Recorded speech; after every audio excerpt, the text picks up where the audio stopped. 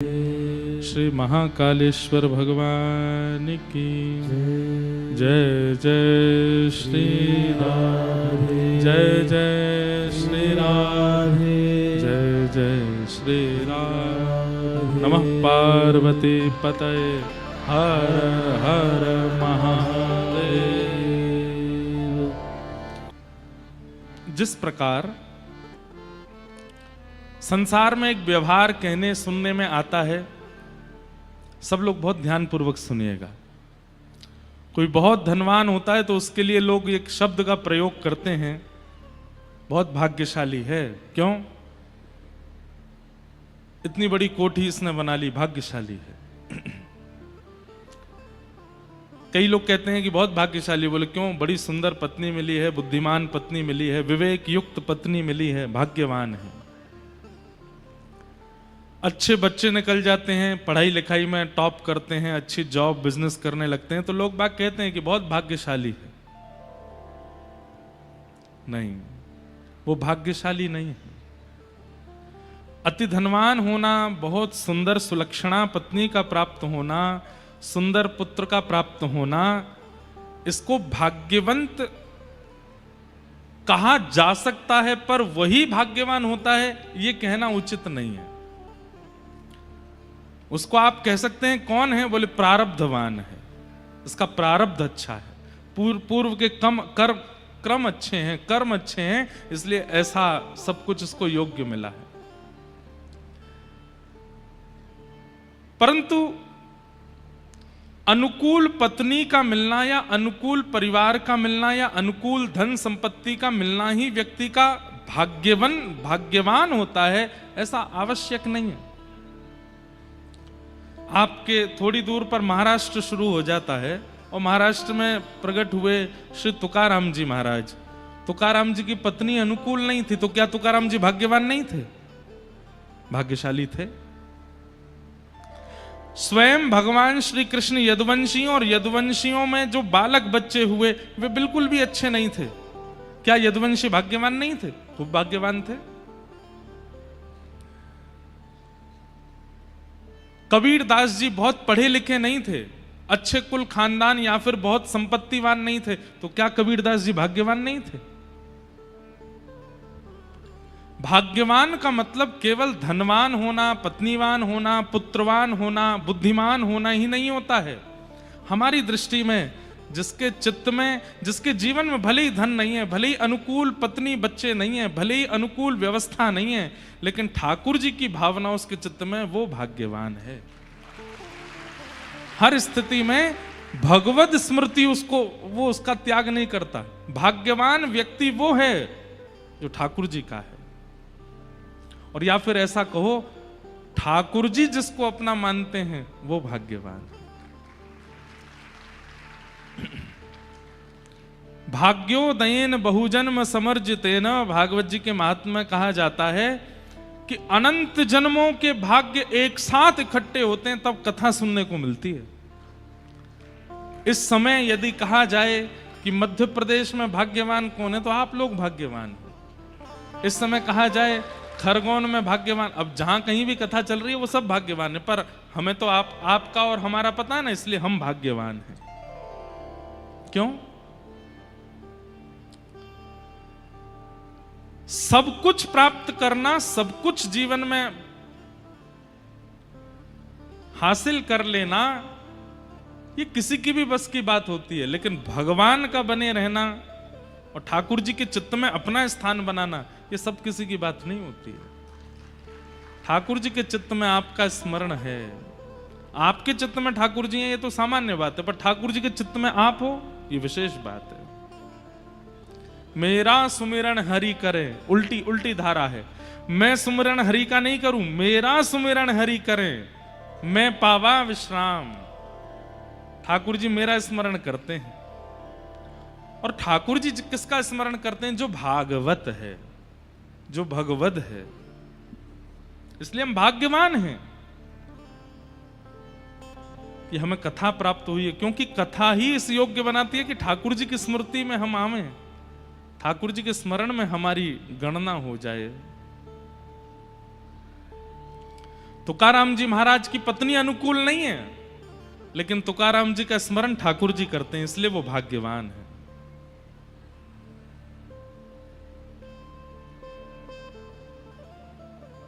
कबीरदास जी की पत्नी अनुकूल है, लेकिन परिवार अनुकूल नहीं है, लेकिन वो भाग्यवान है क्योंकि ठाकुर जी उनका स्मरण करते हैं। मीराबाई राजकुल में जन्मी है, मीराबाई का सब कुछ राजकुल राज युक्त है, लेकिन वो इसलिए भाग्यशाली हैं क्योंकि ठाकुर जी उनका स्मरण करते हैं। इसलिए आप भाग्यशाली और मैं भाग्यशाली, क्योंकि इतनी भयावह दुनिया की स्थिति होती जा रही है, फिर भी हम ठाकुर जी का स्मरण कर रहे हैं। ठाकुर जी हमारी स्मृति में हैं, ये इस बात का प्रमाण है कि ठाकुर जी भी हमको स्मरण करते हैं, तभी हम उनको स्मरण कर पा रहे हैं। सोचिए, व्यक्ति पर अतिशय प्रतिबंध लगा दिए गए, लेकिन फिर भी व्यक्ति अपनी प्रियतमा से बात कर लेता है, हैं? जैसे कई परिवार के लोग अपने घर के बेटे को पता चल जाए किसी से बात करता है तो उस पर अतिशय प्रतिबंध लगा देते हैं। तुम फोन नहीं चलाओगे, तुम सोशल मीडिया नहीं चलाओगे, इसका इंटरनेट कट करवा दो, इसका बाहर निकलना बंद करो, बाइक की चाबी अपने पास धर लो, इसको पैसे देना बंद कर दो। पर वो इतना चतुर चंट, वो कहीं ना कहीं से फिर भी बात कर लेता है। पता चली 5 साल बाद ब्याही हो गया, इतना रोका गया फिर भी तुमने उसको प्राप्त कर लिया। इसका मतलब क्या है? भले ही उसके कनेक्शन काट दिए गए थे, पर सामने वाला भी तो प्रयास कर रहा था, जिससे वो बात करता था वो भी तो प्रयास कर रही थी, और फिर कहीं ना कहीं से दोनों में संबंध ऐसा हुआ कि घर वालों को ब्याह करना ही पड़ा। ऐसे ही ठाकुर जी के साथ है। कितने भी प्रतिबंध संसार लगा दे, संसार के प्रतिबंध क्या है पता है? संसार ठाकुर जी से ज्यादा लोभ दिखाता है। फोन के थ्रू, सोशल मीडिया के थ्रू, माया के थ्रू, भोजन के नए नए पदार्थों के थ्रू, व्यसनों के द्वारा और दुनिया में मनोरंजन के द्वारा हम लोगों के मन को खींचने का प्रतिबंध लगाता है कि कहीं कैसे भी ठाकुर जी के पास ना चले जाएं। लेकिन इतने प्रतिबंधों में भी, इतने प्रतिद्वंद्वों में भी व्यक्ति ठाकुर जी को भज लेता है, वो भाग्यशाली है। फिर ठाकुर जी भी प्रियतमा की तरह कैसे ना कैसे भी करके उसके पास आ ही जाते हैं। इतने प्रतिबंध थे, लेकिन फिर भी तुमने मुझे याद किया, तुमने मेरा स्मरण नहीं छोड़ा। आज ये कोई अतिशयोक्ति वाली बात नहीं है। आप लोग कथा सुन रहे हैं, आज की तारीख में बहुत कठिन है। कलयुग चरम पर नहीं आया है, पर चरम की राह पर है। हर दिन कलयुग बढ़ रहा है, हर दिन कलयुग अपने माया के पैर पसार रहा है, लेकिन फिर भी इतनी भयावह स्थिति में भक्ति अभी घट नहीं रही, लोगों में बढ़ रही है। हमारे वृंदावन में भी आजकल बाढ़ आई हुई है, खूब पानी बढ़ गया है जमुना जी का। सब जगह ही ऐसा हो रहा है, नर्मदा जी का भी बड़ा है, गंगा जी का भी बड़ा है, यमुना जी का भी बड़ा है। पंजाब, चंडीगढ़, पंजाब, हिमाचल आदि क्षेत्रों में तो बहुत ज्यादा बाढ़ की स्थिति है। भगवान सब मंगल करें। पर वृंदावन में इतनी बाढ़ आ गई, फिर भी लोग बाग उस बाढ़ का आनंद ही ले रहे हैं। जिन जिन लोगों के घर डूब गए हैं ना, वे सब लोग नाच रहे हैं। क्यों नाच रहे हैं? बोले कि यमुना जी हमारे घर पधारी है। किसी के अतिथि आता है, किसी के अतिथि आता है, किसी के रिश्तेदार आते हैं, किसी के नातेदार आते हैं। हमारे घर तो साक्षात रसरानी पटरानी श्री यमुना जी आई, नाच रहे हैं, उत्सव मना रहे हैं वृंदावन में फ्लड का लोग। कितनी भयावह परिस्थिति है इस वक्त संसार की। हर दिन कलयुग हमको ग्रसित कर रहा है, लेकिन फिर भी हम कैसे भी छुप छुपा करके भजन कर ले रहे हैं, कथा सुन ले रहे हैं। हम भाग्यशाली। मेरा चिंतन यही सब चलता रहता है। नजर घुमा के देखिएगा पंडाल में, आज से 3, 4 साल, 5 साल पहले की कथाओं में वृद्धों की संख्या ज्यादा होती थी, आजकल युवाओं की संख्या ज्यादा है। और ये अच्छा संकेत है। आगामी 50 साल तो सब ठीक ही रहने वाला है। मैं तो एक बात कह देता हूं कथा में कि हम लोग बहुत सही समय पर जन्म ले रहे हैं, हम बहुत सही समय पर निपट लेंगे संसार से। हमारे बाद का समय बहुत खतरनाक होने वाला है। और हमारे बाद नहीं, लेकिन मैं इस बात को बहुत प्रमाणित रूप से कह रहा हूं, अगर हमारी उम्र 80 से ऊपर चली गई तो ये दुर्भाग्य होगा हमारा, क्योंकि 80 के बाद जो हम संसार देखेंगे वो बहुत खतरनाक होगा। इसलिए ठाकुर जी कृपा करें, जितनी भी आयु हो वो ऐसी कथा करते हुए निकल जाए, आपकी भी सुनते हुए निकल जाए। बस माया तो अपना काम करेगी।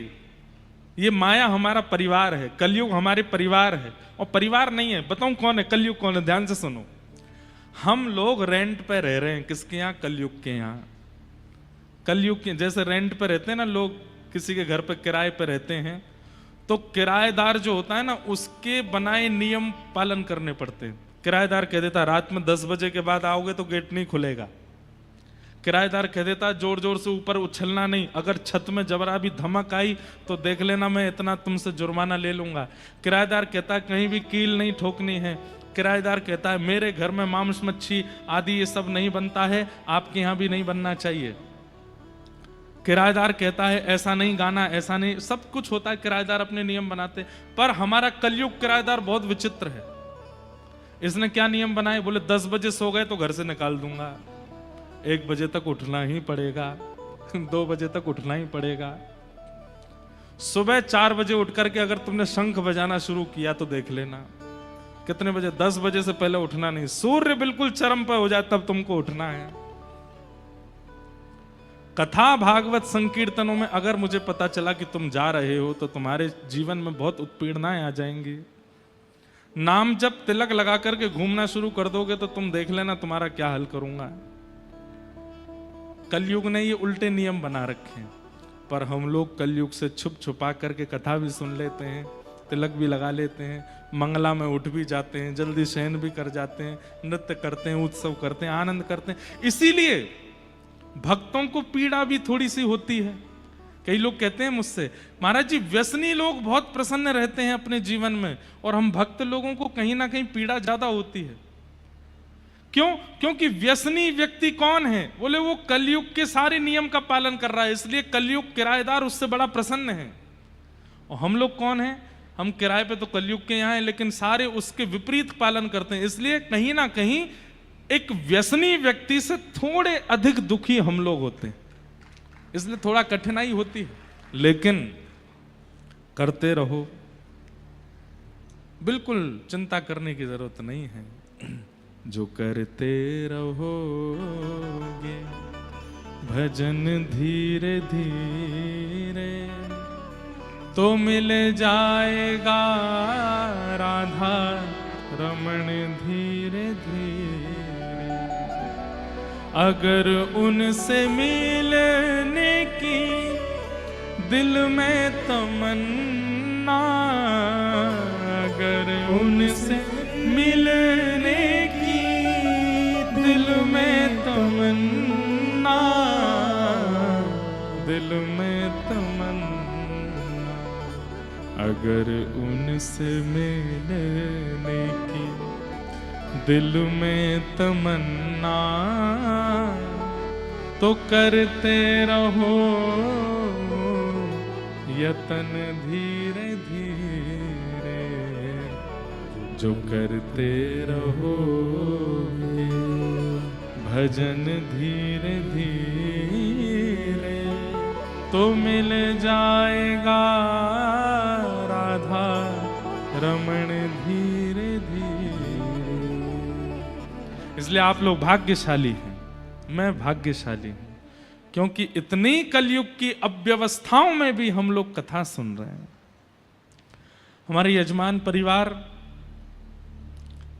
इतना सब कुछ, इन्होंने इतनी सुंदर व्यवस्था, इतना सब कुछ व्यस्त, इतना अद्भुत कार्यक्रम कर रहे हैं, पूरे खरगोन को निमंत्रण दे रहे हैं, फिर भी इतने में भी मन भर नहीं रहा है। एक तो होता है ना बहुत कर लिया भाई इतना ही ठीक है, इससे ज्यादा क्या। अब आज सुबह आए तो महाराज जी नौका विहार भी एक दिन करवा दो, एक दिन 56 भोग भी कर लो, एक दिन ये वाला उत्सव भी हो जाए, आप कोई और भी बता दो वो वाला उत्सव भी कर लेंगे। मतलब करने में मन में ये लग रहा है कि ये अभी बहुत नहीं है, अभी हमें और भी करना, और हो जाए तो अच्छा, और हो जाए तो अच्छा। ये अच्छा है। ऐसे विचार कलयुग में प्रकट होना, आज की परिस्थिति में प्रकट होना बहुत बड़ी बात है। नहीं तो कई लोग ऐसे होते हैं, कथा कराते हैं ना, वो पंडाल बनवा दिया, 10-15 हजार लोगों की बैठने की व्यवस्था कर दी, सबके भोग की व्यवस्था कर दी, महाराज जी को फ्लाइट से बुला लिया, सबकी रहने सहने की, इतना सोचते हैं यही बहुत है। इससे अधिक कई बार हम कह देते हैं कि भाई हमारा मन कर रहा है कि ये तिथि आ रही है, कोई उत्सव करना चाहिए। मान लीजिए श्रावण में कथा हुई तो हमने कि झूला उत्सव करना चाहिए। अब महाराज जी वैसे ही बहुत खर्चा हो गया और क्या करवाओगे। तो ऐसे लोग भी मिलते हैं हमको। लेकिन ये अच्छी बात है कि इतने भयावह कलिकाल में भी आप सबकी इच्छा प्रकट हो रही है। ये प्रमाण है इस बात का कि आपकी इच्छा नहीं है, ये उनकी इच्छा है। ये वो चाहते हैं, वो चाह रहे हैं कि आप सुनो, इसलिए आप सुन रहे हो। कल हमने बड़े प्रेम और भाव से श्रीमद् भागवत जी के महात्मा का श्रवण किया। आज से हम लोग प्रथम स्कंद में प्रवेश करते हैं। जन्माद्यस्य यतोऽन्वयादितरतः चार्थे स्वविज्ञस्वराट् तेने ब्रह्म हृदय आदि कवये मुह्यन्ति यत्सूरयः तेजो वारि मृदां यथा विनिमयो यत्र तृषर्गो मृषा धाम्ना स्वेन सदा निरस्तकुहकं सत्यं परम धीमहि। भागवत जी के प्रारंभ में सत्य की वंदना की गई। देखिए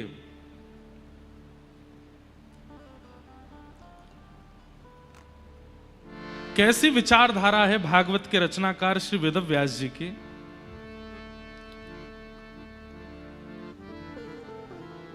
भागवत जी के पहले श्लोक में ऐसी भाव का वंदना की है, ऐसे भाव को वंदन किया है जिसको सब मानते हैं। सब लोग बहुत ध्यान से इधर देखिए, एक एक शब्द बहुत ध्यान से सुनिएगा। देखिए, धन गया तो कुछ नहीं गया, समय गया तो कुछ गया, लेकिन अगर ज्ञान गया तो सब गया। इसलिए ये समय दोबारा पता नहीं कब आएगा खरगोन में, इसलिए एक एक क्षण सुन लीजिए, एक एक शब्द सुन लीजिए। आजकल एक शब्द चलता है ब्रॉड माइंडेड। क्या चलता है? अब ब्रॉड माइंड को बहुत गलत तरीके से प्रयोग किया जाता है। जो माता पिता बच्चों को रोकते टोकते नहीं, वो कौन है? ब्रॉड माइंडेड हैं। जो माता पिता ज्यादा धर्म आदि का पालन नहीं करते, वो कौन है? वो ब्रॉड माइंडेड हैं।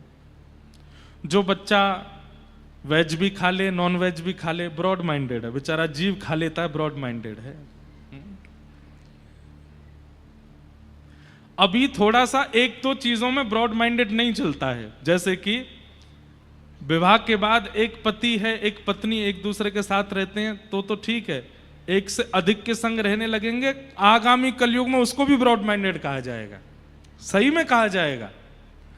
अभी उसके प्रति तो थोड़ा ये रखा जाता है कि भाई इस पे थोड़ा छुपाव रखो, ऐसा नहीं करना चाहिए, ये धर्म के विरुद्ध है। वहां पर सारे ब्रॉड लोग जो होते हैं, ब्रॉड माइंडेड वाले, वो भी केस वेस करने पर आ जाते हैं, बोले ये तो गलत है, एक से अधिक संपर्क नहीं होना चाहिए। पर कलयुग, घोर कलयुग ऐसा भी होगा कि एक से अधिक संपर्क होने पर भी ब्रॉड माइंडेड माना जाएगा। हमारे पतिदेव तो बहुत ब्रॉड हैं, क्यों? 2-4 हैं, हम सबके संग रहते हैं। कितना ब्रॉड माइंड है, कितनी विचित्र परिभाषा हम लोग कर देते हैं अपने विचारों की। इसको ब्रॉड माइंडेड नहीं कहते। ब्रॉड माइंड किसको कहते हैं? सुनिए, वेदव्यास जी महाराज जिन्होंने भागवत की रचना की। कैसी विचारधारा? श्रीमद् भागवत के पहले श्लोक में कृष्ण को प्रणाम नहीं किया, राम को प्रणाम नहीं किया, देवी को प्रणाम नहीं किया, किसी देवता को प्रणाम नहीं किया। क्योंकि मैं अगर किसी एक देव को प्रणाम करूंगा तो अन्य देव को पूजने वाले कहीं ना कहीं भागवत जी से अलग हो जाएंगे। मैं किसी एक देवी को प्रणाम करूंगा तो फिर अन्य देवियों को पूजने वाले वो कहीं ना कहीं विचार करेंगे, ये तो शायद मान लीजिए दुर्गा प्रधान ग्रंथ है, कृष्ण प्रधान ग्रंथ है, राम प्रधान ग्रंथ है, आदि आदि। वेदव्यास जी ने क्या किया? ऐसे को प्रणाम किया जिसको सब मानते हैं। क्या कहते हैं? धामना स्वेन सदा निरस्त कुहकम सत्यम परम धीमहि। बोले मैं किसको प्रणाम करता हूं? मैं परम सत्य को प्रणाम करता हूं। क्या बात! परम सत्य। अब परम सत्य कौन है ये अपने मन से आप खुद लगा लो। किसी को गणेश जी परम सत्य लगते हैं, किसी को दुर्गा परम सत्य लगती है, किसी को शिव परम सत्य लगते हैं, किसी को नारायण परम सत्य लगते हैं, किसी को दत्तात्रेय परम सत्य लगते हैं। जो चाहो अपने मन से मान लीजिए। क्यों? क्योंकि सब परम सत्य हैं, इनमें किसी में भेद नहीं है। जगन्नाथपुरी में एक गणपति भट्ट नाम के व्यक्ति गए दर्शन करने। क्या नाम था? हम यहां कथा 15 को विराम देंगे और फिर 15 को ही हम जगन्नाथपुरी जा रहे हैं। फिर 17 से जगन्नाथपुरी में कथा है। जरूर सुनिएगा इस बार जगन्नाथपुरी की कथा। वैसे सबरी कथा सुनने लायक होती है, पर इस बार जगन्नाथ जी का हम खूब सुंदर सुंदर भाव वहां सुनाएंगे। कथा का समय हम धामों में सुबह रखते हैं 10 बजे से 1 बजे तक। क्यों? फिर पूरे दिन घूमने को मिलता है, ऊध हम करते हैं। हम कभी समुद्र पर जाएंगे, कभी कहीं जाएंगे, कभी कहीं जाएंगे, आनंद करेंगे। तो जगन्नाथपुरी में गणपति भट्ट नाम के एक व्यक्ति दर्शन करने के लिए गए। उनको किसी ने बोल दिया कि जगन्नाथपुरी में गणेश जी विराजमान हैं और वो गणेश जी के परम उपासक थे। इतने बड़े उपासक थे कि गणेश जी के अलावा किसी को देखते ही नहीं थे। इसको कहते हैं अनन्य उपासना। क्या कहते हैं? और देवता चित्त न धरहि, हनुमत से ही सर्व सुख करहि। इसी को कहते हैं अनन्य उपासना, केवल एक के रहना। तो गणपति भट्ट जी जो थे वो गणेश जी के बहुत बड़े उपासक, लेकिन किसी ने उनसे कह दिया विनोद में कि आप जगन्नाथपुरी चले जाओ, वहां पर गणेश जी का बहुत सुंदर विग्रह है। उस समय की बात है, सोशल मीडिया होते नहीं थे, लोग बागों का इतना संपर्क होता नहीं था, ट्रेन भी नहीं चलती थी, बैलगाड़ियों से सफर करते थे। बेचारे वो जगन्नाथपुरी आए तो जगन्नाथपुरी आकर के उनको पता चला कि मुझे तो किसी ने बहकावे में रखा है, यहां कोई गणेश जी नहीं है, यहां तो कृष्ण ही जगन्नाथ बन करके बैठा है। उनको इस बात का बड़ा दुख हुआ कि मेरा अब अनन्य प्रेम जो गणेश जी से है वो टूट जाएगा, क्योंकि मैं दूसरे देवता की सन्निधि में आ गया। समुद्र के तट पर बैठे थे, रो रहे थे, हे गणेश जी मुझसे नाराज मत होना, आप मुझसे दुखी मत हो जाना कि मैं दूसरे देवता के नगर में आ गया, दूसरे देवता का दर्शन करने, पर आप चिंता मत करना, मैं आ तो गया हूं जगन्नाथपुरी, पर मैं दर्शन नहीं करूंगा उनका, क्योंकि मैंने संकल्प लिया है कि आपके अलावा किसी को नहीं देखूंगा मैं।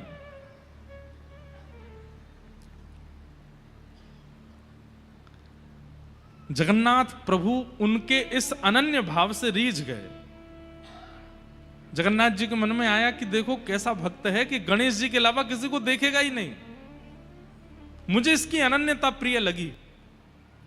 और श्री जगन्नाथ जी एक छोटे से बालक का रूप धारण करके गए और समुद्र के तट पर रो रहे गणपति भट्ट जी से जाके बोले, क्यों रो रहे हो आप? स्वयं भगवान गए तो गणपति भट्ट बोले, चले जाओ यहां से। और मुझे बहका दिया, किसी ने बोल दिया कि यहां तो गणेश जी बैठे हैं, मैं उनका दर्शन करने के लिए आ गया, और मुझे बाद में यहां आके पता चला कि यहां तो छलिया माखन चोर कन्हैया बैठा है। मैं तो सीधे साधे गणेश जी का उपासक हूं, मैं और किसी देवता को नहीं पूजता, मेरी अनन्यता टूट गई, इसलिए मैं रो रहा हूं। तो जगन्नाथ जी बालक के रूप में गए, उसको बोले, अरे भैया किसी ने नहीं बहकाया तुमको, तुम सही आए हो, यहां जगन्नाथ जी साक्षात गणेश ही हैं, और तुमको नहीं विश्वास होता तो एक बार मेरे साथ चल के दर्शन कर लो। नहीं नहीं, मैं दर्शन तो बिल्कुल नहीं करूंगा। क्यों?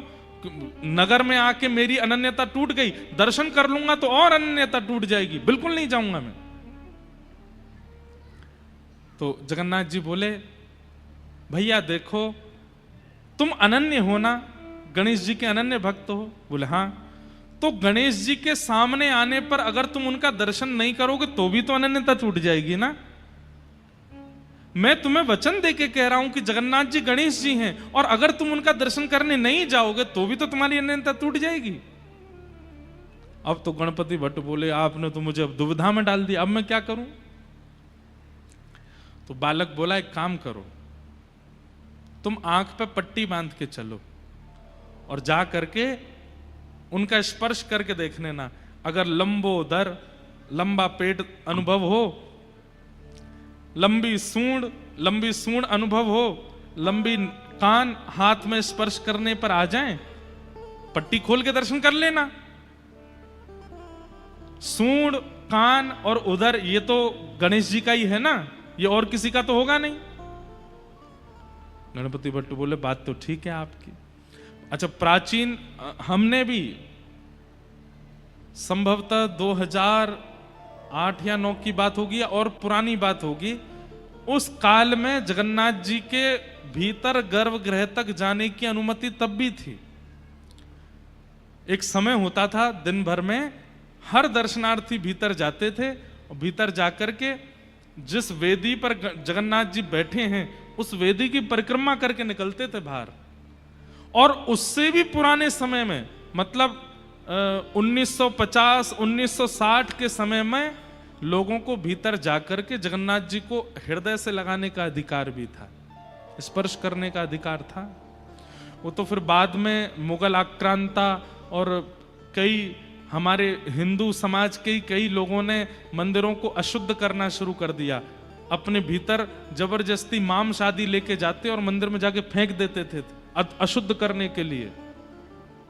इसलिए फिर आचार्यों ने अपरस की सेवा कर दी, बंद कर दिया, कोई और अंदर नहीं आएगा, केवल पुजारी जी जाएंगे। नहीं तो पहले सारे मंदिरों में सबको अधिकार था ठाकुर जी के सामने जाकर के स्पर्श करने का। इसलिए पुराने मंदिरों में आप देखेंगे आज भी दक्षिण में कई मंदिरों में मुख्य द्वार पर जल की व्यवस्था होती, सब लोग हाथ धोते हैं, पैर धोते हैं, अपने सिर पर छींटा मारते हैं, तब भीतर जाते हैं। क्यों? प्राचीन काल में सब बाहर से ही शुद्ध होके जाते, फिर ठाकुर जी का स्पर्श करते थे, बाद में फिर बंद हो गया। तो गणपति भट्ट आंखों पर पट्टी बांध करके पहुंच गए जगन्नाथ जी के पास। जैसे ही पहुंचे, ब्रह्म वेदी पर जगन्नाथ जी विशाल स्वरूप विराजमान हैं, भी ऊपर चढ़ करके सबसे पहले तो पेट पकड़ा, तो लंबोदर, बड़ा पेट है तो गणेश जी। एक बार सूंड और देख लूं, थोड़ा हाथ ऊपर करके नाक पर रखा तो लंबी सूंड भी हाथ में आ गई। ठाकुर जी जैसे हाथी किसी के ऊपर अपनी सूंड रख के ऐसे गुदगुदाता है, ऐसे ही ठाकुर जी उसको गुदगुदाने लगे। और खुश हो गया, बोले ये तो गणेश जी हैं। एक बार और देख लूं, कानों पर हाथ रखा तो लंबे लंबे कान। उसको विश्वास हो गया कि ये तो मेरे गणेश जी हैं। तुरंत जैसे ही उसने पट्टी हटाई, सूंड भी गायब हो गई, कान भी गायब हो गए, तो जगन्नाथ जी हैं। ना सूंड है ना कान है, कुछ नहीं है, जगन्नाथ जी खड़े हैं। अब जगन्नाथ जी को देख करके वो तो घबरा गया, बोले अरे राम राम राम राम राम, अभी तो सूंड थी, कहां चली गई? फिर आंख पर हाथ रख के फिर से हाथ लगा के देखा तो फिर सूंड, और हाथ हटा के देखे तो सूंड है ही नहीं। इतना व्याकुल हो गया, रोने लगा, मेरी अनन्यता तोड़ दी, छलिया कन्हैया तुमने मेरी अनन्यता तोड़ दी। मैं आंख बंद करता हूं तो बहलूपिया बन जाते हो, खोलता हूं तो अपने रूप में आ जाते हो। प्रकट हो गए भगवान, हृदय से लगा लिया और गणपति भट्ट से कहा, ये भेद क्यों मानते हो? गणेश जी बड़े हैं, शंकर जी बड़े हैं, नारायण बड़े हैं, ये भेद क्यों करते हो? मेरे विलास अनेक हो सकते हैं, मुझे जब सृष्टि का संहार करना होता है तो मैं ही महादेव के रूप में आ जाता हूं। मुझे जब किसी के कार्य को पूर्ण सिद्ध करना होता है तो मैं ही गणपति बन जाता हूं। मुझे जब लोक संहार करना होता है तो मैं ही दुर्गा बन जाता हूं।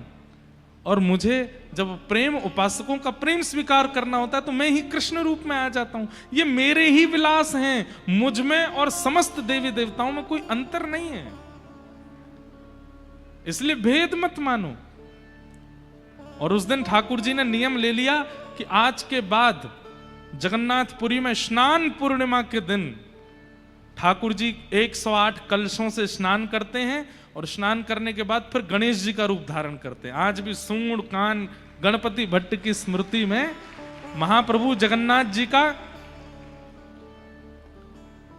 गजानन भेष होता है। हाथी बनते हैं ठाकुर जी गणपति भट्ट के लिए। ठाकुर जी से ज्यादा ब्रॉड माइंडेड कौन होगा? सबरे देवी देवता स्वयं ही हैं, लेकिन सबके अलग अलग रूप धारण करके सब में पूजन कराते हैं। वेदव्यास जी महाराज ने विचार किया, मैं किसी अन्य एक देव का अगर स्मरण करूंगा तो हम लोगों की विचारधारा में आएगा कि भागवत में सबसे पहले श्लोक में इस देवता की वंदना है, इसका मतलब ये देवता सबसे बड़े हैं, और हम बाकियों में भेद दृष्टि रखने लगेंगे। और दूसरी बात, जो अन्य देवी देवताओं के उपासक हैं वे लोग सोचेंगे कि ये तो कृष्ण का ग्रंथ है, हमको क्यों सुनना है, ये तो राम जी का ग्रंथ है, हमको क्यों सुनना है। और मैं तो कहूं हिंदू सनातनी धर्मावलंबी नहीं है, अन्य अन्य धर्म पंथों के भी अगर हैं तो वे लोग तो विचार करेंगे ये तो सनातनी धर्मों का है, हम लोग क्यों जाएं। हम लोग बाइबल पढ़ने वाले, कुरान पढ़ने वाले, हम भागवत जी के आश्रम में क्यों जाएं। इसलिए वेदव्यास जी ने विचार किया कि मैं ऐसी वंदना करूं कि जिसको सब पूजते हैं और सबका पूजनीय सत्य है। कुरान पढ़ने वाले भी सत्य को मानते हैं, बाइबल पढ़ने वाले भी सत्य को मानते हैं, बौद्ध धर्मावलंबी भी सत्य को मानते हैं, और हिंदू वैदिक सनातन धर्मी भी सत्य को मानते। और कहां तक कहूं, जो किसी धर्म को नहीं मानते उनको क्या बोलते हैं? जो किसी धर्म को नहीं मानते उनको क्या बोलते हैं? क्या बोलते हैं? नास्तिक। अंग्रेजी में क्या बोलते हैं? हाँ? एथिस्ट, नास्तिक, एथिस्ट। जो नास्तिक है वो भी सत्य को मानता है। जो किसी देवता को पूजता नहीं है, जो किसी धर्म का पालन नहीं करता, वो भी सत्य का वंदन करता है। इसका मतलब नास्तिक भी चाहे तो कथा सुन सकते हैं, धर्मावलंबी चाहे तो कथा सुन सकते हैं, हमारे मुस्लिम भाई चाहे तो वो भी कथा सुन सकते हैं, हमारे ईसाई चाहे तो वो भी कथा सुन सकते हैं, क्योंकि श्रीमद् भागवत सबके लिए है, ये किसी एक धर्म व्यक्ति के लिए नहीं है। इतना ब्रॉड माइंड किसी का नहीं है, बुरा नहीं मानिएगा। कुरान में या बाइबल में जो उनके धर्म का पालन नहीं करते हैं उन लोगों को देखना भी पाप बताया गया है। अन्य धर्म पंथों में जो उनके धर्म पंथ का पालन नहीं करता, ऐसे व्यक्ति से मिलना देखना भी कहीं ना कहीं उसको पाप बताया गया। पर हमारे वेदव्यास जी महाराज को देखो, जो भी सत्य को पूजता है पूरे विश्व में वो सब इसके अधिकारी हैं, वो सब आकर के इनका वंदन कर सकते हैं। ये भागवत जी। अरे कहां तक कहें, सत्य को जानवर भी मानते हैं, सत्य को जानवर भी स्वीकार करते हैं। आप कहेंगे कैसे? रात्रि होती है तो कई जानवर सो भी जाते हैं, और दिन होता है तो कई पक्षी चहकने लग जाते हैं। क्यों? वे भी दिन को स्वीकार करते हैं, रात्रि को स्वीकार करते हैं, भोजन को स्वीकार करते हैं, वंशवर्धन को स्वीकार करते हैं। ये सब सत्य है। इसे कहते हैं ब्रॉड माइंड, जहां सबका अधिकार है, जहां सबको आना चाहिए। कोई प्रचार का विषय नहीं है, पर अभी हमने दीक्षा देना प्रारंभ किया 2 महीना पहले, और दीक्षा कोई हम अपना शिष्य नहीं बनाते हैं, अपनी परंपरा में उस व्यक्ति को अपनी परंपरा का पालन करना सिखाते हैं। कि रामानुजाचार्य जी, यामुनाचार्य जी, सटकोप स्वामी जी, इस परंपरा में जो आचार्यों की प्रणाली है उस प्रणाली से तुम चल करके तुम भी भगवत प्राप्ति करो। हिंदुओं ने तो ली है दीक्षा, मुस्लिमों ने भी दीक्षा ली, और हमें कैसे पता चला? वैसे तो इतने सारे लोगों ने ली, अभी तो हम नहीं दे रहे, बहुत सोच समझ के धीमे धीमे दे रहे हैं, समय भी बहुत लगता है। पर हमारी परंपरा में ये होता है कि 5 संस्कार होते हैं, उनमें एक संस्कार होता है नामकरण संस्कार। तो व्यक्ति का जो वास्तविक नाम है वो पूछा जाता है, फिर उसको एक वैष्णव नाम दिया जाता है। जैसे मान लीजिए आपका नाम रमेश है, तो हम आपका नाम फिर कुछ और रखेंगे, जैसे हमने रख दिया रंगनाथ रामानुजदास, ये अब आपका वैष्णव नाम हो गया। अब जब भी आप ठाकुर जी को प्रणाम करोगे, जब भी आप गुरुजनों को प्रणाम करोगे, तो इसी नाम से प्रणाम करोगे। तो हमने पूछा भाई तुम्हारा नाम क्या है, तो उसने नाम बताया अपना, पता नहीं क्या, मैं तो नाम भूल ही गया असली नाम क्या था, पर नाम कोई मुस्लिम थे। सुन करके मैं आश्चर्यचकित, मैंने भैया भावना तो शुद्ध है ना तुम्हारी? तो उसने कहा महाराज जी मुझे पूरा गीत गोविंद मंगल गीत याद है, और आप कथा प्रारंभ करते समय जो मंगलाचरण बोलते हैं, श्रीमते रामानुजाय से लेकर के जय जय श्री राधा रमण जय जय नवल किशोर, कथा में प्रारंभ में जो हम 4-5 श्लोकों का मंगलाचरण करते, पूरा श्लोक याद है मुझे, गीत गोविंद पूरा याद है मुझे, गोपी गीत पूरा याद है।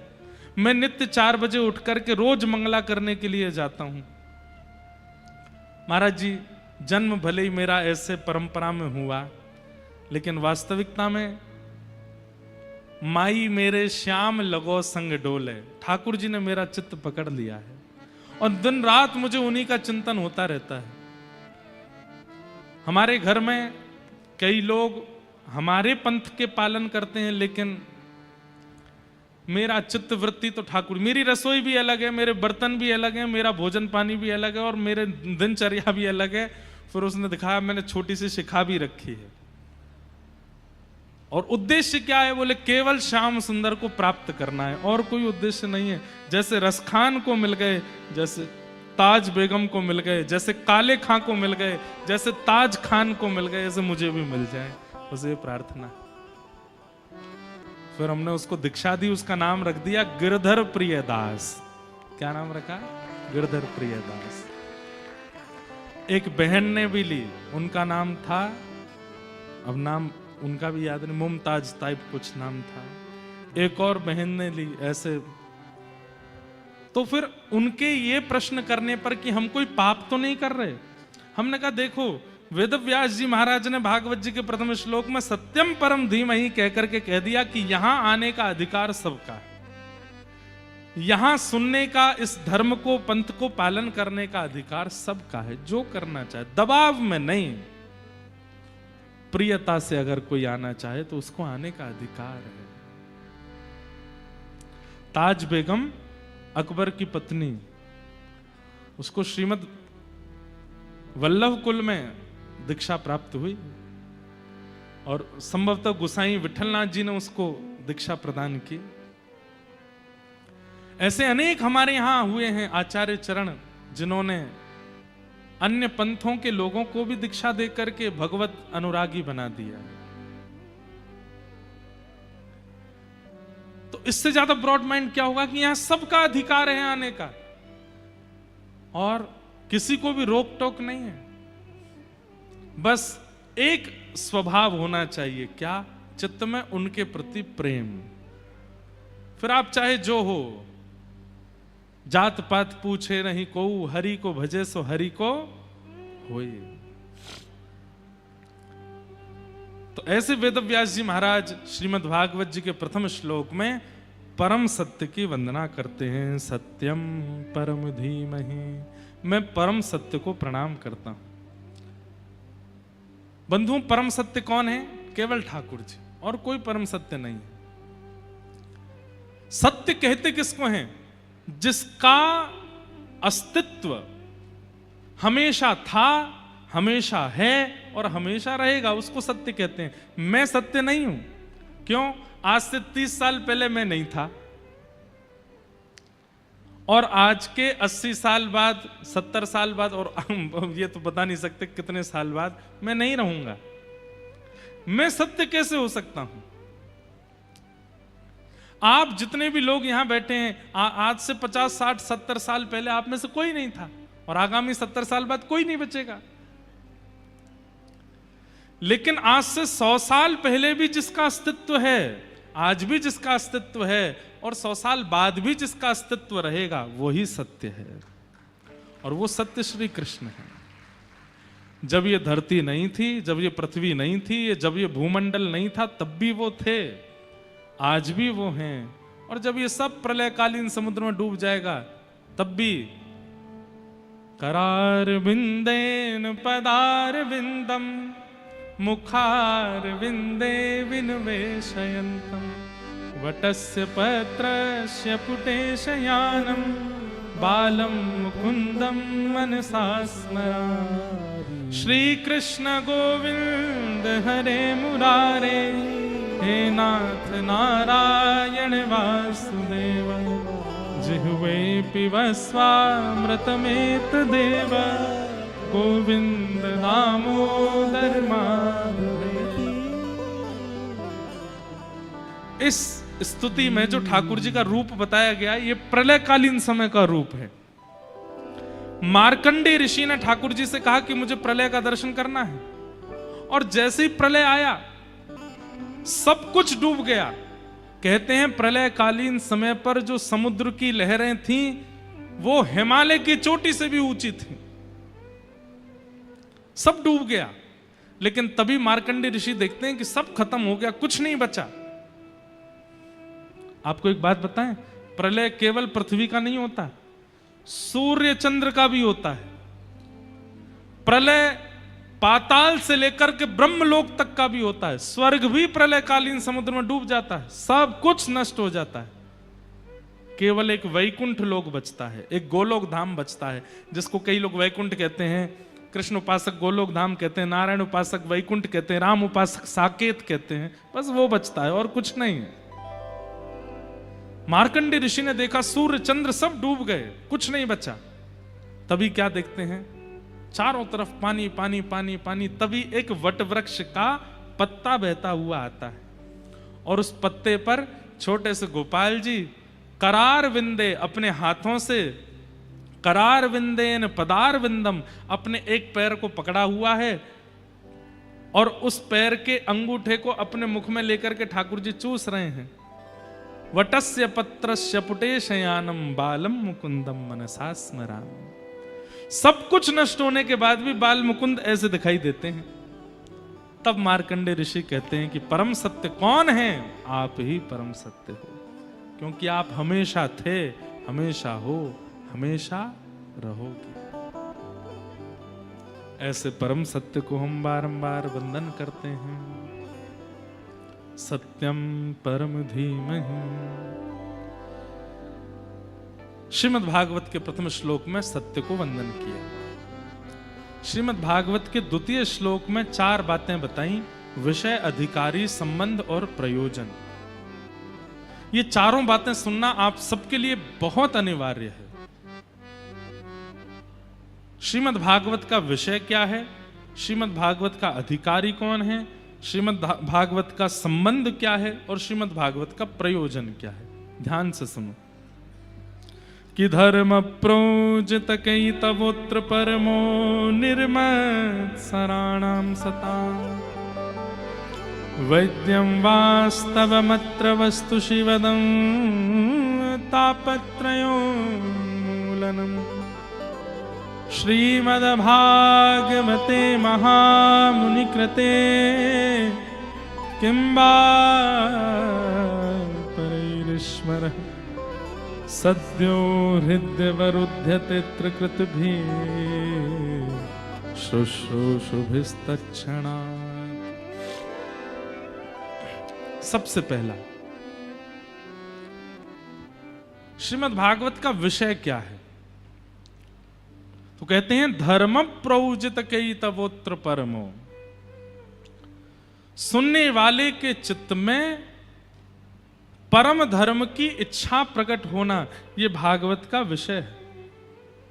आप कहेंगे परम धर्म किसे कहते हैं? जब तक आपको अपने शरीर की चिंता है और उस शरीर की चिंता के लिए आप कर्म करते हो, वो धर्म कहलाता है। लेकिन जिस दिन आपको शरीर के भीतर बैठे हुए आत्मा की चिंता होने लग जाती है और उसके कल्याण के लिए आप कर्म करते हो, उसको परम धर्म कहते हैं। समझ में आई बात? इससे ज्यादा सिंपल इसकी डेफिनेशन नहीं हो सकती। धर्म और परम धर्म। आपको शरीर की चिंता है तो आप सुबह जल्दी उठते हो, जल्दी उठना धर्म है। आपको शरीर की चिंता है तो आप शुद्ध भोजन करते हो, यह धर्म है। आपको शरीर की चिंता है इसलिए आप गृहस्थाश्रम में प्रवेश करते हो, यह धर्म है। इस शरीर से कुछ गलत ना हो जाए इसलिए आप अपनी क्रियाओं को शुद्ध करते हो, यह धर्म है। आपके शरीर के किसी गलत काम को होने से संसार आपकी निंदा करेगा इसलिए आप अच्छी अच्छी क्रियाएं करते हो, यह धर्म है। मान, प्रतिष्ठा, यश, वैभव, कीर्ति, धन, संपत्ति आदि कमाते हो, यह सब धर्म है, क्योंकि शरीर प्रधान है।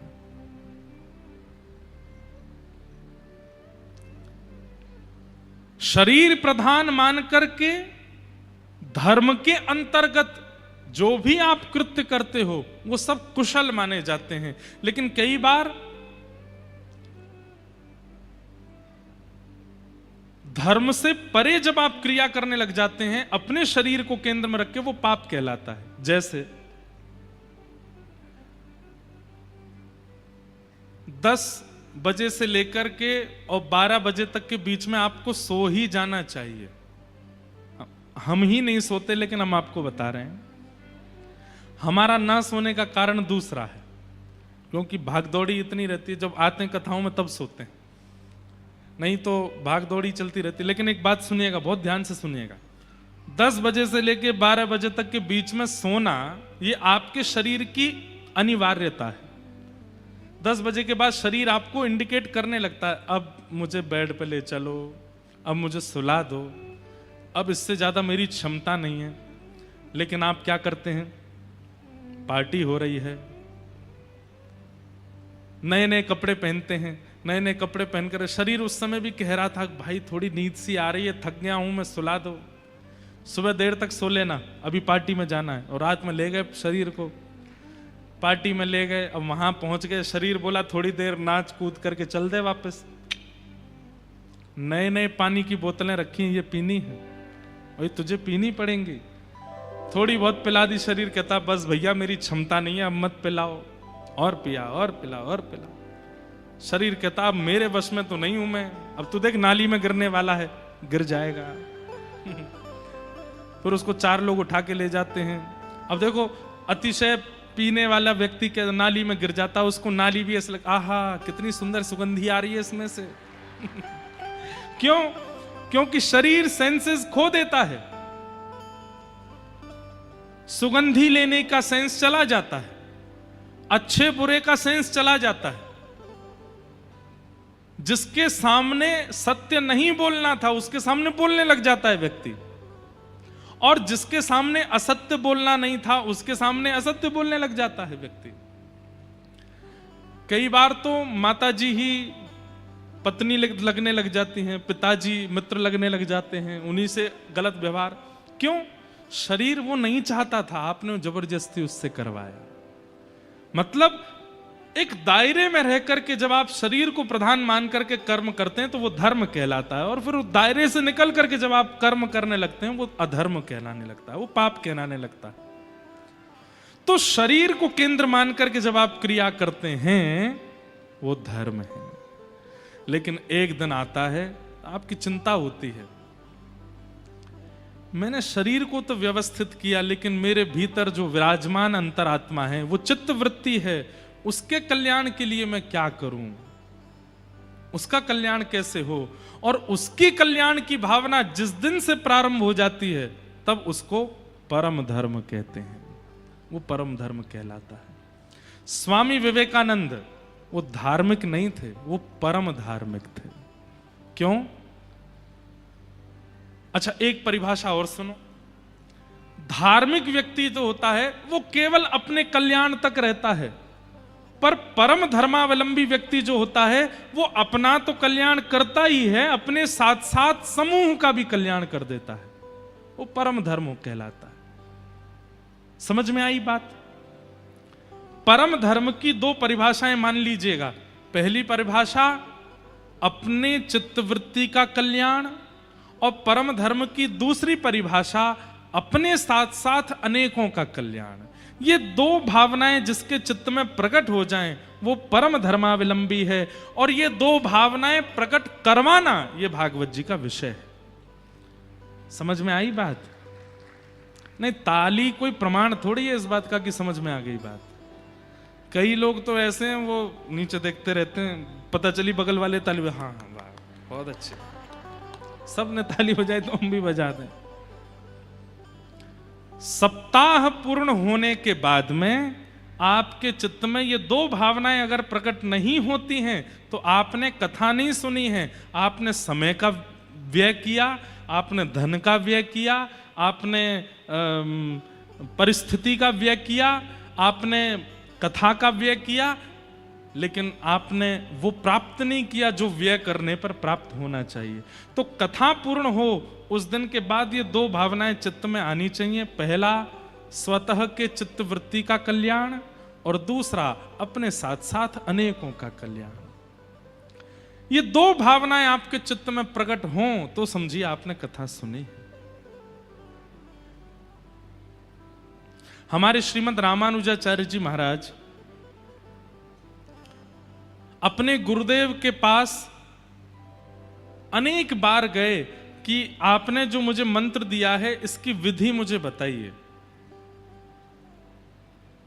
उनके आचार्य चरण ने जब विधि बताई तो विधि बताने से पहले बोला कि इस मंत्र को सबके सामने मत बोलिएगा। सब जगह परंपरा है कि गुरु मंत्र का उच्चारण सब जगह नहीं करना चाहिए।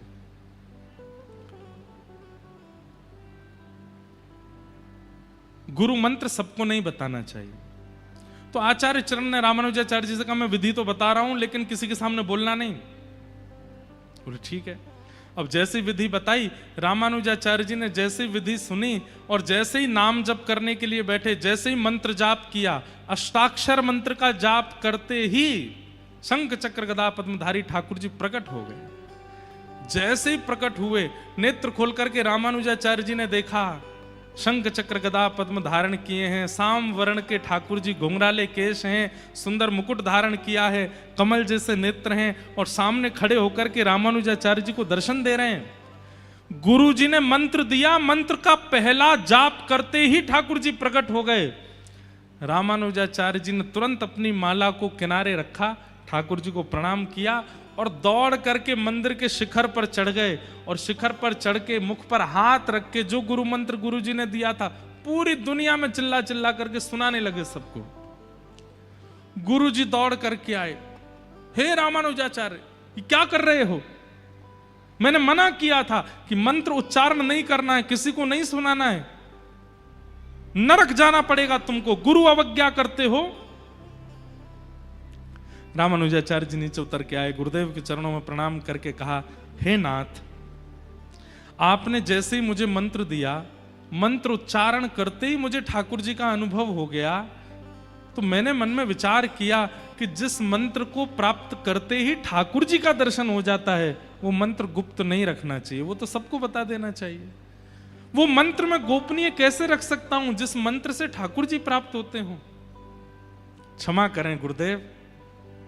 गुरु जी बोले तुमको नरक जाना पड़ेगा। रामानुजाचार्य जी बोले एक नरक चला जाएगा लेकिन अनेक तो ठाकुर जी के पास जाएंगे ना, तो भी मुझे स्वीकार है। मैं चला जाऊंगा लेकिन इतनों को ठाकुर जी प्राप्त होने चाहिए। मेरे नरक जाने से और मेरे मंत्र बोलने से अलग अगर अनेकों का उद्धार हो रहा है तो मुझे नरक जाना स्वीकार है। इसे कहते हैं परम धर्म। क्या कहते हैं? परम धर्म। समझ में आ रही है बात? अब देखो एक बात हम स्पष्ट कर दें, भले ही यहाँ हजारों की भीड़ हो जाए, आज तो दूसरा ही दिन है, कल से तो यहाँ जगह ही नहीं बचेगी, परसों तो यहाँ क्या ही हाल होगा, लेकिन भले ही कितनी भी भीड़ आ जाए, हम एक बात प्रमाणित रूप से कह सकते हैं कि कथा समझ में बहुत कम लोगों को ही आती है।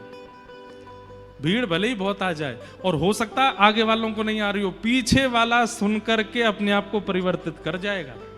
इसलिए प्रयास कीजिए कि जो कुछ लोगों को समझ में आने वाली उन कुछ में आप जरूर हो। रोज इसी भावना से आया कीजिए कथा में कि 5000 की पब्लिक में 5 ही बदलने वाले हैं, उन 5 में मैं होना चाहिए, मुझे परिवर्तन लाना है। अगर ये सब सोच के आएंगे तो 5000 ही परिवर्तित हो जाएंगे। समझिए कथा का उद्देश्य क्या है, आपको धार्मिक बनाना नहीं, आपको परम धार्मिक बनाना। लेकिन आजकल एक और दुविधा आ गई है, और उस दुविधा का नाम है सोशल मीडिया। सोशल मीडिया पता कैसा हो गया है,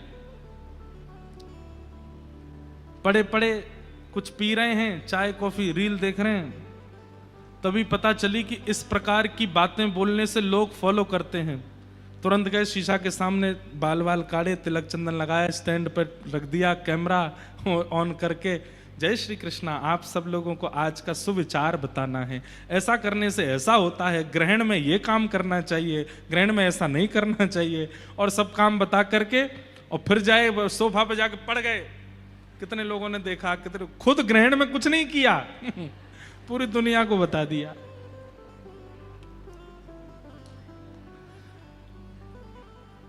कलयुग में, सतयुग त्रेता द्वापर में राक्षस पता थे। सतयुग में सबको पता है 2 ही राक्षस हैं, कौन? हिरण्यकश्यप, हिरण्याक्ष। त्रेता में सबको पता है 2 ही राक्षस हैं, रावण, कुंभकर्ण। द्वापर में सबको पता है कंस, शिशुपाल, दंतवक्र, 2-4 ही राक्षस हैं। पर कलयुग में आपने देखा किसी राक्षस का नाम नहीं बताया। जय विजय को श्राप लगा कि तुम दोनों राक्षस बनोगे, और 3 युग में राक्षस बनोगे। क्यों? सनत कुमारों ने जब उनको श्राप दिया तो ये 4था युग क्यों छोड़ दिया? बोले क्योंकि 3 युगों में तो मानव होंगे, लेकिन कलयुग में मानव ही राक्षस बन जाएगा। हम एक बात कह दें तो कोई इसमें अतिशयोक्ति नहीं, अगर रावण, कुंभकर्ण, दंतवक्र, शिशुपाल, हिरण्यकश्यप, हिरण्याक्ष, अगर ये 6 के 6 कलयुग में प्रकट हो जाएं, तो ये कलयुगी मानवों से ज्यादा सुधरे हुए होंगे। कलयुगी मानव तो इनसे भी ज्यादा खतरनाक हैं। कलयुगी मानव, और आप सब इस बात पर एग्री करेंगे,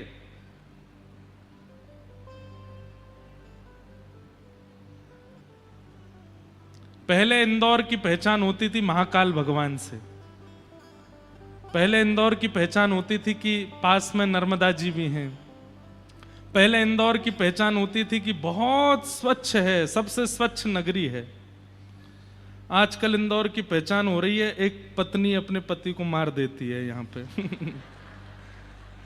अब सोचो, ये कलयुग नहीं है? ऐसा तो किसी राक्षसी ने भी नहीं किया अपने समय पर। हम किसी को दोष नहीं दे रहे हैं, पर मैं परिस्थिति बता रहा हूं।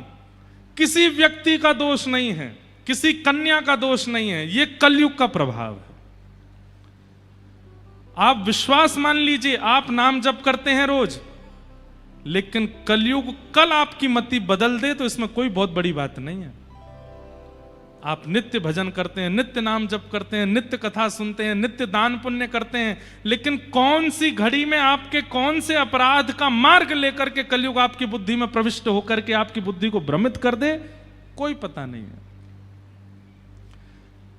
इसलिए कलयुग में कई लोग सोचते हैं कि हमने एक बार कथा तो सुन ही ली, एक बार यज्ञ तो कर ही लिया, 2-4 एकादशी तो कर ही ली, इनका अरे भाई कुछ नहीं होगा।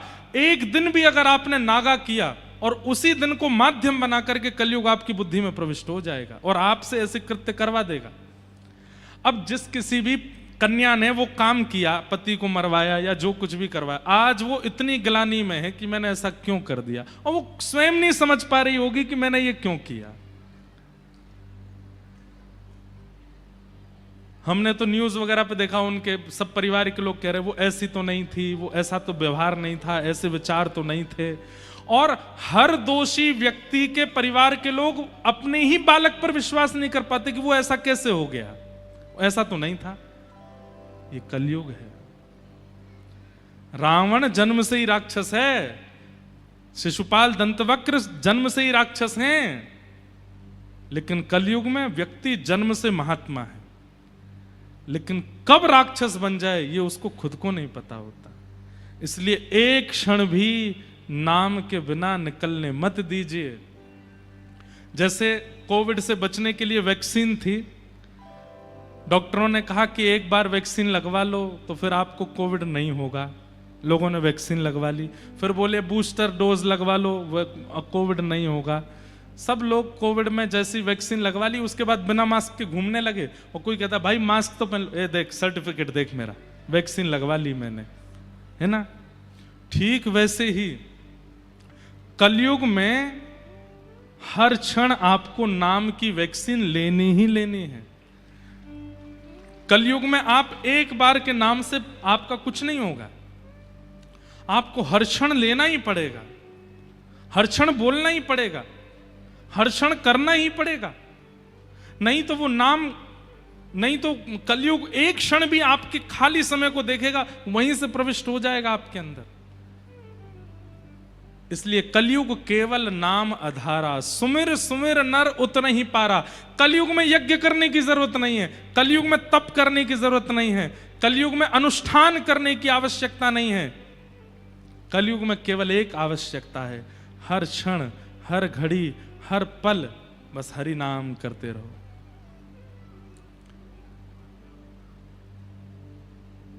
जिस देश में, जिस वेश में, परवेश में रहो, राधा रमण, राधा रमण, राधा रमण कहो। जिस देश में, जिस वेश में, परवेश में रहो, राधा राधा राधा रमण कहो। जिस काल में, जिस चाल में, जिस हाल में रहो, राधा राधा राधा रमण कहो, राधा रमण राधा। गाइए राधा रमण कहो। जिस रंग में, जिस ढंग में, जिस रंग में, आप काले हो, आप गोरे हो, आप धौरे हो, आप सांवले हो, आप नीले हो, गुलाबी हो, जो भी हो, जिस रंग में, जिस ढंग में, जिस रंग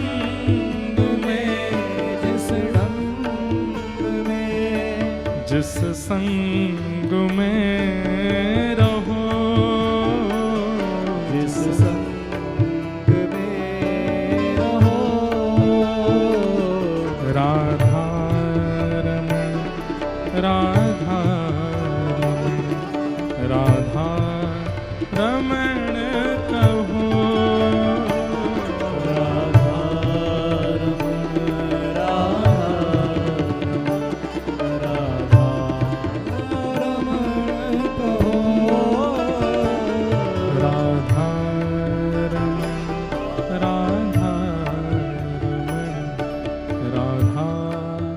रमण कहो,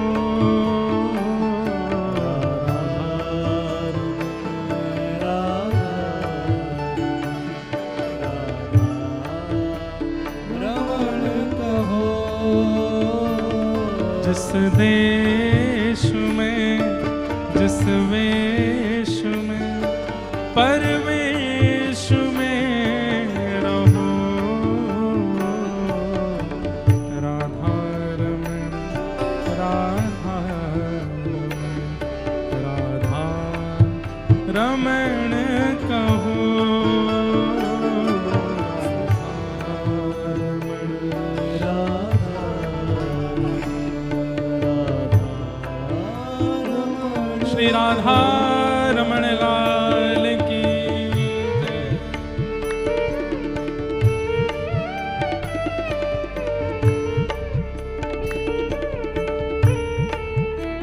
एक ताल बजा के गाओ।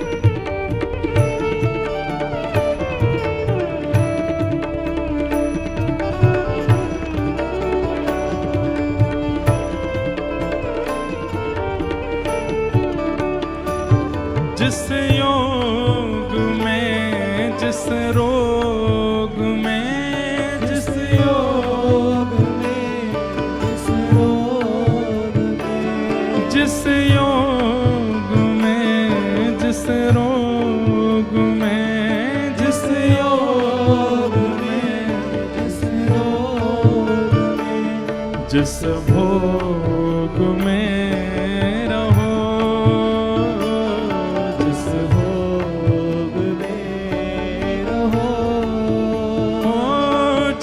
चाल में, जिस काल में, जिस चाल में,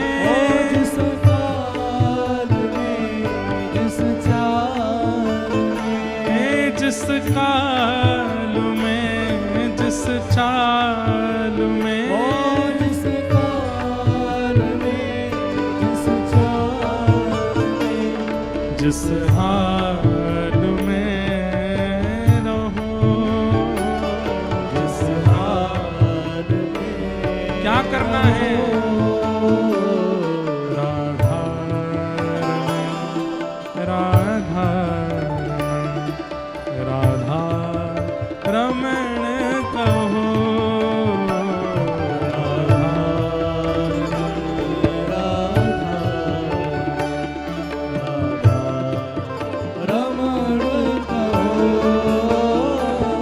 जिस देश में, जिस वेश में, परवेश में रहो, राधा रमण, राधा रमण, राधा रमण कहो। जिस देश में, जिस वेश में, परिवेश में रहो,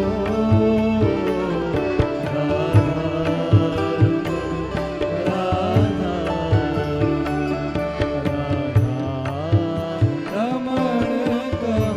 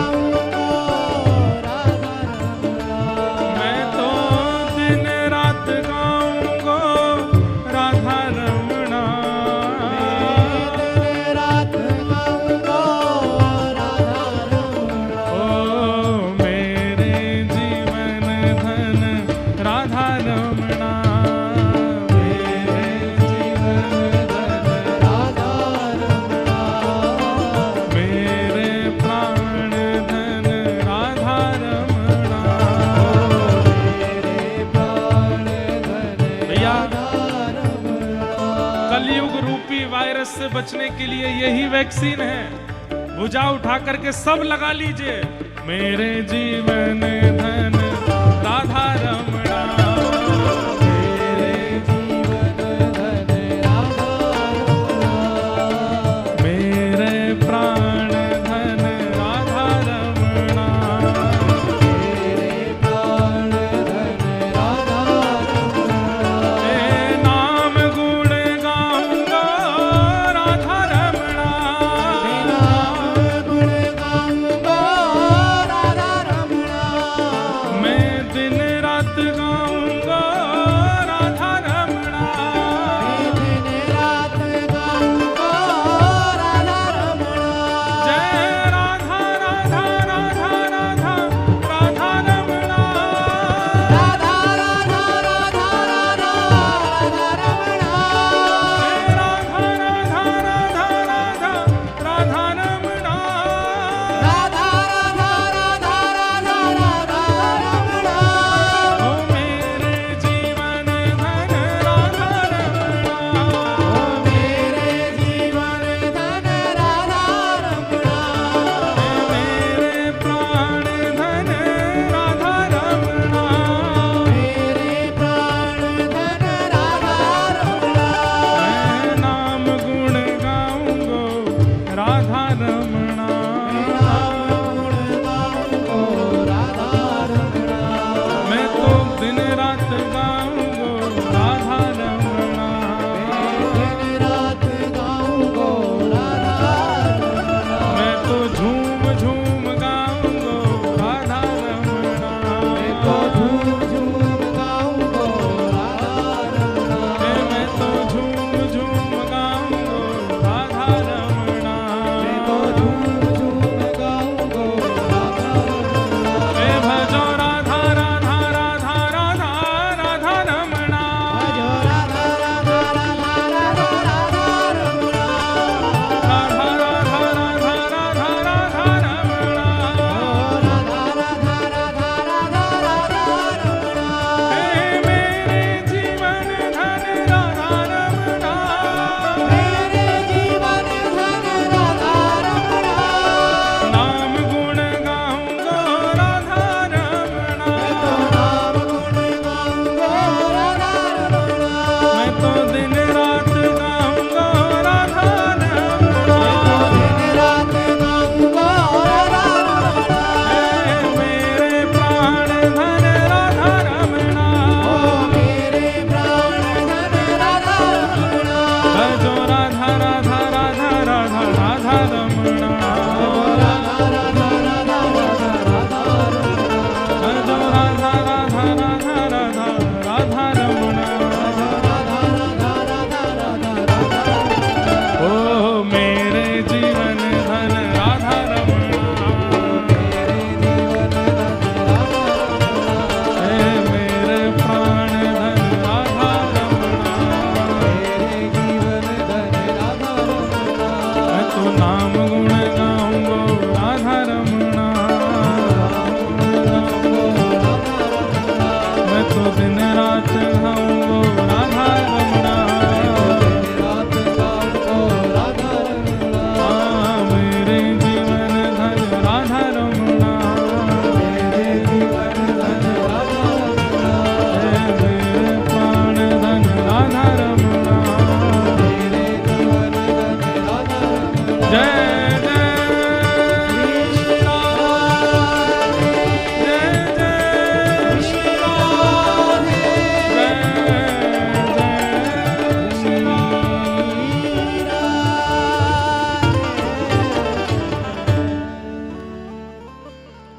मैं तो नाम गुण गाऊंगो राधा रमणा, तो नाम गुण गाऊंगो राधा रमणा, दिन रात ध्याऊंगो राधा रमणा, मैं तो दिन रात ध्याऊंगो राधा रमणा, क्योंकि मेरे जीवन धन राधा रमणा, मेरे जीवन धन राधा रमणा, क्योंकि मेरे प्राण धन राधा रमणा, मेरे प्राण धन राधा रमणा। इसलिए भैया कलयुग में एक ही वैक्सीन है, पर कोरोना वायरस इतना खतरनाक नहीं है, कलयुग बहुत खतरनाक है। कोरोना वायरस तो एक वैक्सीन लेने से भाग जाता है, नहीं आएगा दोबारा, लेकिन कलयुग वायरस को भगाने के लिए तो आपको हर क्षण एक नाम जीवन में उतार लीजिए। राधा रमण राधा रमण राधा रमण राधा रमण राधा रमण। चलते फिरते उठते बैठते खाते पीते हंसते सोते जागते हमेशा ये चित्त में चलता रहे, हरे कृष्ण कृष्ण कृष्ण हरे हरे, हरे राम राम राम हरे हरे, महामंत्र चलता रहे। बस 1 मिनट के लिए भी ये नाम आपको छोड़े ना। एक बात बताएं आपको, नाम का एक बहुत सुंदर भाव है। आपको पहले पकड़ना पड़ता है और कुछ दिन आप पकड़ के रखते हैं, लेकिन फिर कुछ समय बाद होता है नाम आपको पकड़ लेता है। और जब नाम आपको पकड़ता है तब क्या होता है? हमारे गोवर्धन में एक महाराज जी थे, उनका नाम था ठाकुरदास बाबा। क्या नाम था? ठाकुरदास बाबा। मैंने उनका अंतिम काल में दर्शन किया। हम लोग माला जपते हैं तो ऐसे उंगली से माला आगे करते रहते हैं, इस उंगली का प्रयोग नहीं करते, ऐसे जपते रहते हैं। उन महाराज जी ने नाम को पकड़ा। जब तक माला हाथ में है तो समझो आपने नाम को पकड़ा है, लेकिन नाम आपको पकड़ लेता है तो क्या होता है? माला छूट जाती है, लेकिन ये चलता ही रहता है। उन महाराज जी का जब हमने दर्शन किया, वो अत्यंत वृद्ध अवस्था में, उनको उठाने के लिए भी 2 लोग आते थे, चलाने के लिए 4 लोग लगते थे। सब क्रिया उनकी 2 और लोगों से ही होती थी, लेकिन उनकी उंगली ऐसी ही चलती रहती थी, माला नहीं होती थी, और उनके होठ अपने आप फड़कते रहते थे। ऐसी स्थिति हो गई कि रात्रि गहरी नींद में भी उनके होठ फड़कते रहते थे। क्यों? क्योंकि नाम ने उनको पकड़ लिया। और सही मानिएगा, ऐसे लोग ही कलयुग में बच पाएंगे, नहीं तो बच भी नहीं पाओगे, बच नहीं पाओगे। कलयुग बहुत खतरनाक है। जिन क्रियाओं को न्यूज में आप लोग देख करके आश्चर्य करते हैं, कोई आदमी इतनी हैवानियत कैसे कर सकता है, अगर आपने नाम आश्रय नहीं लिया तो आपके ऊपर भी वह हैवानियत आ सकती है और आपसे भी ऐसा कुछ करवा सकती है। इसलिए बहुत आश्चर्यचकित मत होइए। आश्चर्यचकित तब होइए कि जब नाम मुफ्त का मिलता है फिर भी हम लेते नहीं हैं उसको, फिर भी जपते नहीं हैं उसको। कोई भी काम कीजिए ना, करोड़ों छापिए, कौन मना करता है आपको? करोड़ों का टर्नओवर कीजिए, बड़ा बड़ा बिजनेस कीजिए, खूब पैसा कमाइए, खूब धन धान्य, लेकिन नाम आश्रित रहिए, नाम का त्याग मत कीजिए।